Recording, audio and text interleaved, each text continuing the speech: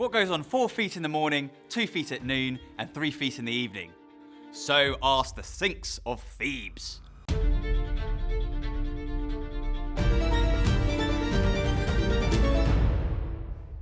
This is the pilot episode and the first prologue of our chronological YouTube series on the rise and fall of Athens. For the Ancient Project, I'm Christian Gilliam. Today, we enter prehistory and talk about the first humans to occupy what we now call Athens. Athens is located in the region of Attica, a triangular peninsula that juts into the Aegean Sea. When we speak of her name, we think of a city of democracy, philosophy, art, history, science, and maritime power. Truly, this is the Athens of the so-called Golden Age, which is roughly between 499 and 431 BC. That's the Athens of the Parthenon, of Euripides, Socrates, and Pericles. The Athens of the Peloponnesian War, of the Delian League, of big marble, bronze, and gold statues, of iron swords and hoplites, luxurious temples, and the democratic agora. What is less commonly thought of when we think of Athens is the Athens that comes before all this, the Athens that made all of this possible, the antiquity of our antiquity. Before classical Athens, there is archaic Athens. Before that, an Athens of the Dark Age. Before that, an Athens of bronze-armoured men and legendary heroes, of Mycenaean kings and Minoan frescoes. Before that, a seafaring Aegean culture of marble figurines. We can go back even further to find Neolithic farmers and Mesolithic foragers, abstract clay figurines and embellished pebbles. Further back still, and, well, we find nothing. For a while, until, that is, we reach the Old Stone Age. The Old Stone Age is also known as the Paleolithic period, paleo coming from the Greek word for old and lithic for stone. By the standard account, Greece has had Homo sapiens, modern human occupants, since at least the Upper Paleolithic period. That's the period between 30,000 and 10,000 BC, so quite some time ago. Traces of the early modern human occupants following this period have been found in the Kitsos cave near Larion. They show signs of a social system of sorts with hierarchies and specified functions for its people. There are even earlier signs of hominid life than this. A skull found in the Petrolona cave in Chaldithi is estimated to be 700,000 years old. 700,000 years old! Let that sink in. Oh, and by the way, that skull, it was found and analysed by my great-uncle, Aris Boulianos. The Greek fans of you out there will probably know who that is. If you don't, Wikipedia it. Anyway, most agree that the skull is from a crossbreed hominoid, likely half Neanderthal and half Homo erectus. In any case, the find confirms the existence of an archaic human life form in this area during this period. More recent finds date the first modern human occupants of Greece and the Levant to earlier than their appearance in the Kitsos cave in the Upper Paleolithic to the Middle Ice Age. But what evidence am I on about? The humanoid remains found and analysed at the Apodema cave located on the western shore of Mani Peninsula, southern Greece, and the skulls found at Shkul and Qasr in Israel. These remains are estimated to be as old as 90,000 years. Likely descendants of the first wave of migration out of Africa during the Lower Paleolithic. That's a good 50,000 years before the humans we find in the Kitsos cave. But wait, out of Africa? Yep. This theory of our origins is the most credible given the evidence. The humans we are talking about here are part of the first of many Demetic diffusions, as archaeologists prefer to call it, out of Africa. In other words, the humans of the Shkul and the Qasr must have come from an earlier human dispersal out of Africa than the ones at the Kitsos cave, where the descendants have not survived. The prominent theory is that the humans of Shkul and similar places were replaced by archaic humans, namely Neanderthals. Not all would agree that Neanderthals count as archaic humans, by the way, but that's a subject for another day. Let's get back to Greece. By the time of the Upper Paleolithic period proper, around 30,000, 10,000 BC, continental Europe was in the grip of the last ice age. The first humans of Greece are long gone, as are their archaic cousins and their crossbreed relatives. Another lot of humans are found. again from Africa, but coming from a second and more substantial wave of migration. This is estimated to have taken place around 60,000 years ago. These second migrants are likely the humans of the Kitsos cave mentioned earlier.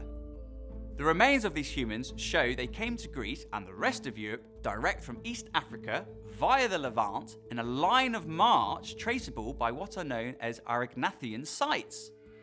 These are named after one of such sites in France.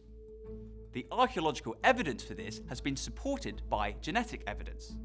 Studies of the mutation rates for what is known as mtDNA now permit an approximate chronology that ties reasonably well with the radiomatic dating available for fossil remains. What is more, it shows that all humans alive today are descended from what are termed mtDNA haplogroups M and N. We are indeed all brothers and sisters, and not just genetically. Things we do today are traceable to those migrants from East Africa. For example, some of these humans, specifically those that settled in France and Spain, bring with them a number of innovations like baked clay figurines and deliberate burial of the dead, arts like carvings on bone and ivory, and paintings in a cave. The relative abundance of these finds in France and Spain lead us to believe that this human revolution, as some scholars put it, developed in Europe. But new evidence points to their importation from Africa. For instance, geometric microliths, which are basically small stones, functioned as arrowheads and were found in South Africa and Tanzania. So in other words, these innovations were first developed in Africa, where modern humans come from. Well, most of the innovations. The artsy stuff, that's a bit of an exception, an inexplicable one at that. The extant art is limited to France and Spain. We have yet to find it anywhere else. Still, these sites show a steady movement of the same people, their settlements getting progressively younger the further west we go. This is logical given the so-called direction of march over time. These modern humans appear in 50,000 years before present in the so-called Near East, and again in 45,000 years before present in the Balkans and 35,000 years before present in Western Europe. But it would be absolutely wrong to assume that the humans of today's Greece are simply a continuation of these migrants. The archaeological evidence suggests yet another break in human occupancy in the region. This time between the Paleolithic and Mesolithic period. Meso meaning middle, so Middle Stone Age. The break can be physically demonstrated by the space between sedimented layers of rocks that contain archaeological objects. A gap between layers is a literal gap in time. A bit like a sandwich with a ham and cheese filling or whatever you like, determining the space between slices. And the metaphor is not that far off from reality. The layers of sediment are filled with carbonized food remains as well as utensils, weapons, clothes, and in some cases, human remains. Some layers are empty, confirming a break in human occupancy between the Paleo and Mesolithic periods. Simply put, the first modern human occupants of Greece left the region toward the end of the Paleolithic period to be replaced yet again by another lot, who then disappear and were replaced again by the Mesolithic people. Why the disappearance of the second wave of migrants? Why this break between the Paleo and Mesolithic period?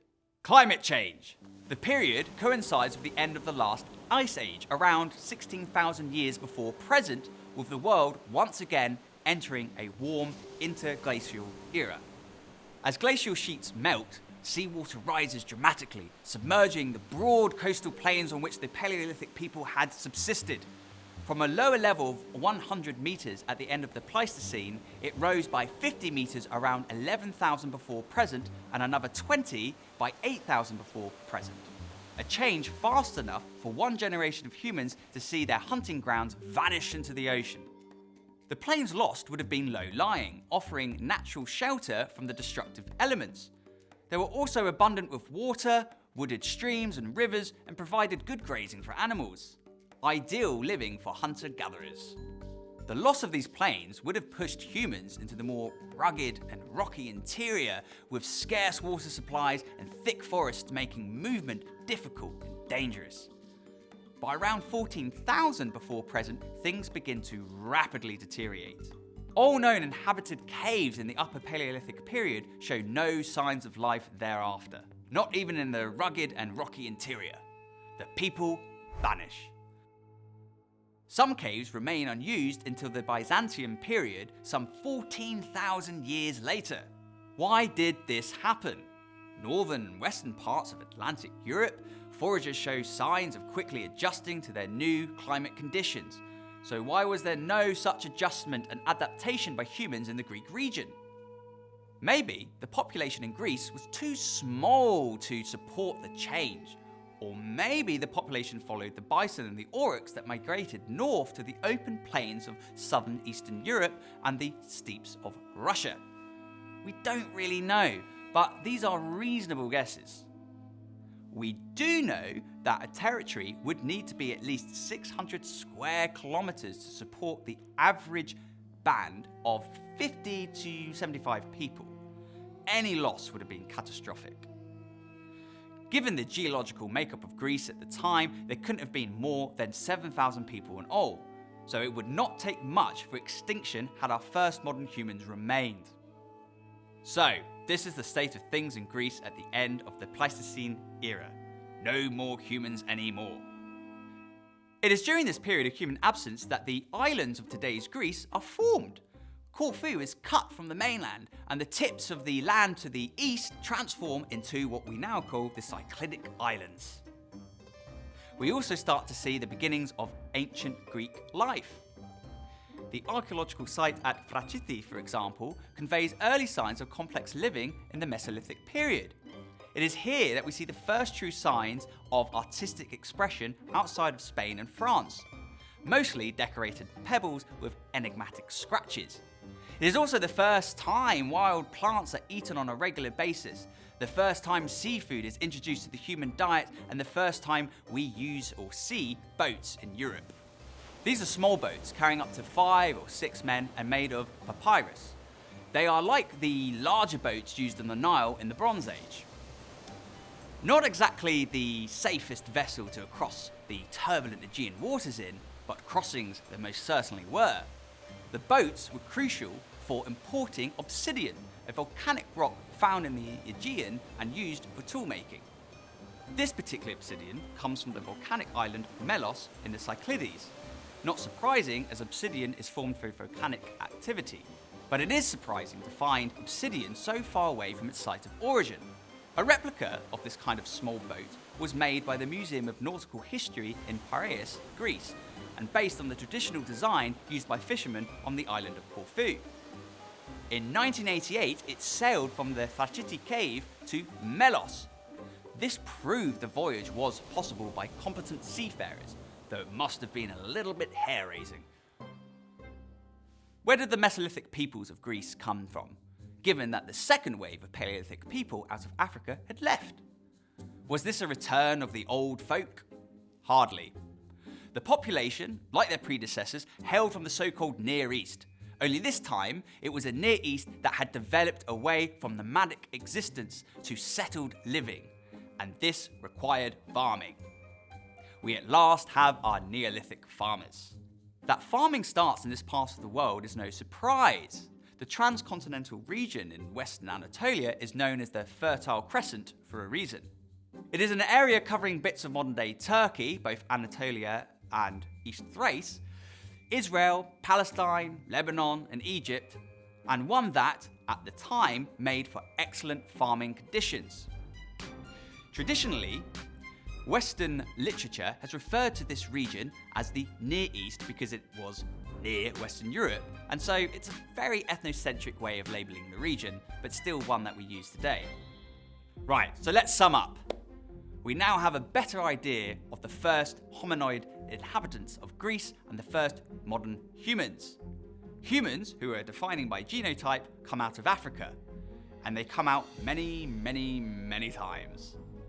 Eventually, the humans travel and settle across the globe, including Greece, and following in the footsteps of their archaic ancestors. In a move that puts a dent in the theory of linear progression, they are, in some regions, replaced by their archaic cousins. but not first without mixing with them. This is why some of us have a little bit of Neanderthal DNA.